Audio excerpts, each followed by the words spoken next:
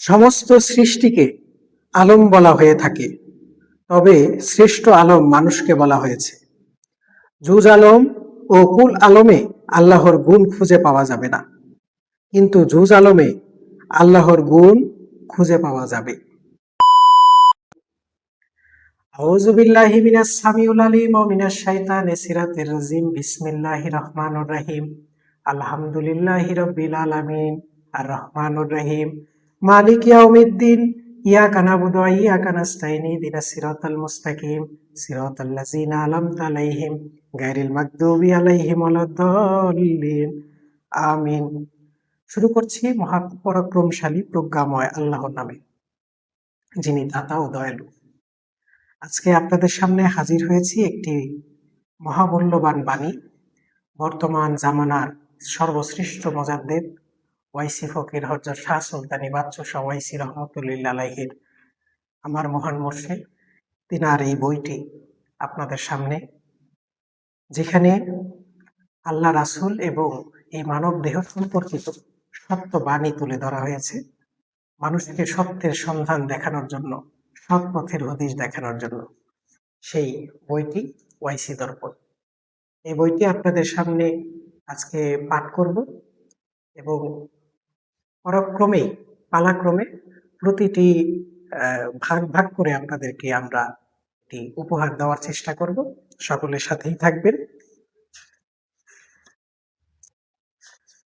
আজকে সূচিপত্র থেকে আমি সর্বপ্রথম কোরআনে, যেটাকে উম্মুল কোরআন বলা হয়েছে, 7টি কোরআনের একটি সূরা ফাতিহা থেকে শুরু করব, যা সূচিপত্রে দেওয়া আছে ক্রমিক নং 2, পৃষ্ঠার 11 থেকে।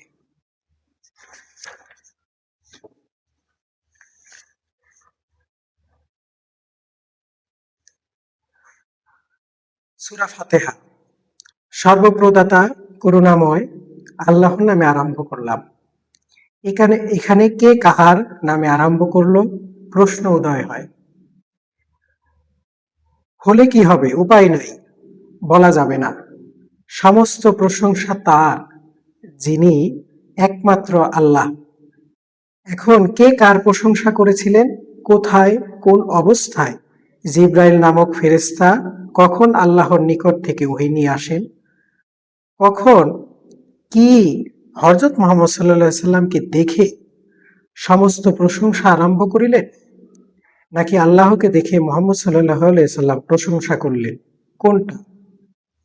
আল্লাহ ও তার সৃষ্টি সকল অবস্থায় প্রশংসার যোগ্য। যেমন ভালো ও মন্দ দুই বস্তুই আল্লাহর সৃষ্টি। রব্বুল আলামিন শ্রেষ্ঠ, যিনি অনুগ্রহকারী দয়াময় প্রভু। বর্ণিত গুণগুলো শুধু একজন মানুষ ইচ্ছা করলেই যে তা কর্মকাণ্ডের সাথে হৃদয়ে গেঁথে নিতে পারে।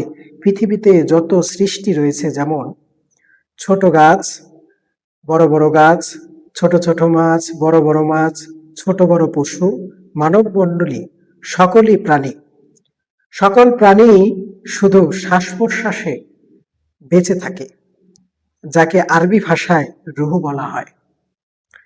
সকলেই রূহের সাহায্যে শ্বাস প্রশ্বাস গ্রহণ করে বেঁচে আছে।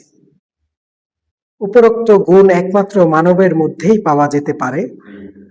সমস্ত সৃষ্টিকে আলম বলা হয়ে থাকে, তবে শ্রেষ্ঠ আলম মানুষকে বলা হয়েছে। জুজ আলম ও কুল আলমে আল্লাহর গুণ খুঁজে পাওয়া যাবে না, কিন্তু জুজ আলমে আল্লাহর গুণ খুঁজে পাওয়া যাবে। আল্লাহ কোরআনে বলেছেন, আমার নিজ স্বভাবতে আমি আদম আকৃতি সৃষ্টি করেছি। সূরা রুম, আয়াত 30।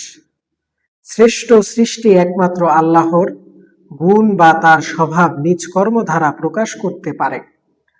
দাতা ও দয়ালু গুণ অনেক ক্ষেত্রে মানব চরিত্রেই পরিলক্ষিত হয়। আল্লাহ সমগ্র জাহানের মালিক, মানব ও তা স্বীকার করে। কিন্তু এমনও দেখা যায় মানুষ নিজে অনেক ক্ষেত্রে মালিক সেজেছে। এই গুণটিও অনেক ক্ষেত্রে দেখা যায় যেমন কোনো কোম্পানির কর্মচারীগণ একটি নির্দিষ্ট কাল পর্যন্ত চাকরিতে থাকে, পরে তাদের অবসর দেওয়া হয়। একটি নির্দিষ্ট কালের জন্য মানুষ যে দেহটা পেয়েছে, এই নির্দিষ্ট কালের মধ্যেই দেখা যায় বাল্য বয়সে একরকম, আবার যুবক বয়সে একরকম, আবার বৃদ্ধ বয়সে একরকম। দ্বীন ইসলাম আল্লাহ প্রদত্ত একটি জরুরি আইন। কোনো সৃষ্টি জন্ম ও মৃত্যু নামক আইন লঙ্ঘন করতে পারে না। আল্লাহর এই আইনই দ্বীন বলা যেতে পারে। মানব সৃষ্টির সকল কল্যাণ ও অকল্যাণ সবটুকু বোঝার জন্য মানবকে মহামূল্যবান কিছু আল্লাহর নিজ শক্তি হতে মানব দেহে প্রকাশ করানোর হয়েছে। যেমন মন দেখা যায় না, জ্ঞান দেখা যায় না, হুশ দেখা যায় না। ইশক, ইমান, নবজ, দিল, ফহম, আক্কেল, প্রেম এ সকল বস্তু কেউ কোনো দোকানে কিনতে পায় না বা কোনো কোম্পানি তৈরিও করে না।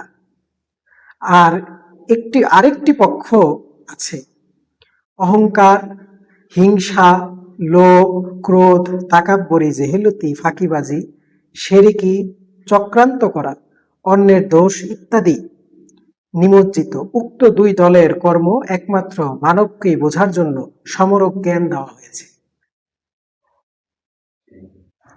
মানব যদি হুশ নামক শক্তিটা জ্ঞানের সাথে যোগ করে, তাহলে 2 নঙে বর্ণিত 10টি কর্ম থেকে বিরত থাকতে পারে। যেমন অহংকার, হিংসা, ক্রোধ, লোভ, ভয়, তাকাব্বরি, জেহেলতি ইত্যাদি এই 2 নং অভিহিত করা হয়েছে। আর তাকাব্বরি অংশটুকু যদি জ্ঞানের সাথে যুক্ত করে, তাহলে আল্লাহর গুণে গুণান্বিত না হয়ে নিজ গুণে গুণান্বিত হয়ে অহংকার নামক পশু চরিত্রে অর্জন করে ফেলে। আল্লাহর হুকুম না মেনে মুকাররম ইবলিশের উপাধি লাভ করে, যা স্বয়ং আল্লাহ পাক দান করেন। কিন্তু মানুষের ক্ষেত্রে আল্লাহর প্রয়োজন হয় না, বরং মানুষই মানুষকে ফাসিকিন, ফেসাদি, বেঈমান এই সকল উপাধিতে ভূষিত করে। একজন সঠিক মানুষ হতে হলে চোখে দেখার ক্ষমতাকে আল্লাহকে দেখার ক্ষমতাবান হয়ে আল্লাহর প্রতিনিধিত্ব করে, আল্লাহর হুকুম পালন করে, আল্লাহর সর্বশ্রেষ্ঠ হুকুমের মান রক্ষা করা সকল মানুষের কর্তব্য।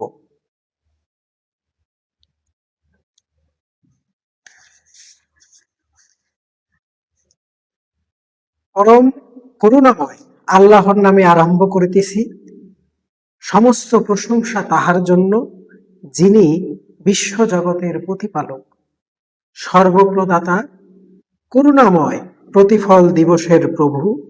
আমরা তোমারই আরাধনা করিতেছি এবং আমরা তোমারই নিকট সাহায্য প্রার্থনা করিতেছি।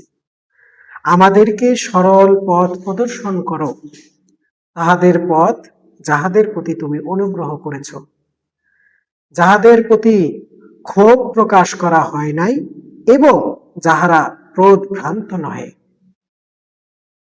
সূরা ফাতিহা কোরআনের মা বা জননী।